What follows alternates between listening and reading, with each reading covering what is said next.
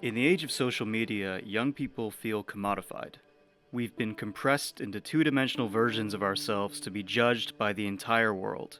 In the absence of any real personality, surface-level indicators of status determine our place in the social hierarchy. How we look, the job we have, what we earn, who we know, who we're dating, our hobbies, our lifestyles, these determine value, whether you're a person worthy of anyone's attention. In effect, we've been reduced to trading cards, compared and discarded at will. Just look at how fast we swipe people away on dating apps. But in a digital town square where everyone is compared to everyone else, that includes celebrities, supermodels, millionaires. And when you try and measure up to that impossible standard, no one even comes close. We exaggerate ourselves, curating our lives to try and fit in, but it's never enough. How many people do you know who embellish every story, who never stop pausing to take pictures, who are never satisfied with their situation yet post every day like their life is perfect? The online sentiment doesn't just stay online, we carry it into our everyday lives. Authenticity has been traded for performance. And with so many people quietly giving up on a world of posturing, what we're left with is an epidemic of lonely people who don't feel good enough. Because how do you feel worthy of anyone's time if you don't feel like you have value?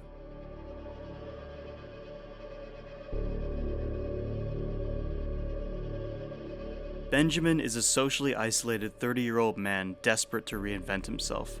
His new persona is based off the successful men he sees online. Confident, assertive, and obsessed with self-improvement. However, he can't fully embody this persona until he feels it's been validated. But lacking any real social network or confidence to try and meet new people, he turned to the most anonymous relationship possible. A transactional exchange where he could trial his new personality with practically zero risk of rejection. Sex work. These encounters seemed like a surefire way to achieve the physical and mental validation he needs. Once he felt ready, he could bring his new personality into his everyday life, and success would soon follow. But so far, all these encounters have done is left him feeling numb. They are too short, too impersonal, and don't go any deeper than a physical transaction. So he had to find an in-between. Our story follows him attending his first girlfriend experience with a high-end escort named Heather, a more realistic date focused on the interaction as much as the physical side of things. But despite believing this is the final step in his journey, things begin to go wrong. Heather, seeing through the facade, challenges and undermines Benjamin's persona. She's trying to get through to the real him, but he resists. And despite the promise of genuine intimacy, the sexual exchange that follows still leaves both of them cold. Then, in the aftermath, Benjamin makes a horrible discovery. A spy camera hidden in Heather's bedroom wall.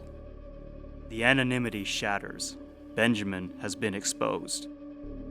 But there's another twist.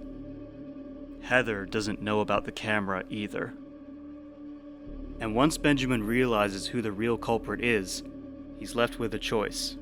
Walk away with his image intact, leaving Heather in the dark, or reveal the truth to her and risk being caught up and exposed in the aftermath.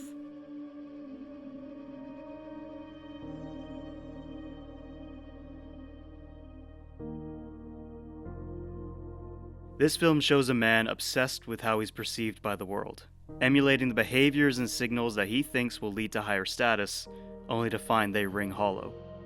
When faced with adversity, his instinctual empathy and strength to do the right thing overrides the performance. They are what matter, and it becomes clear that there are more important things than his image. But by showing his true nature to Heather, by letting her see the real him, he finally takes a small step towards what he's wanted all along. Connection. Many of us feel lost in a world of exaggeration and posturing, struggling to find self-worth in an increasingly commodified and transactional society.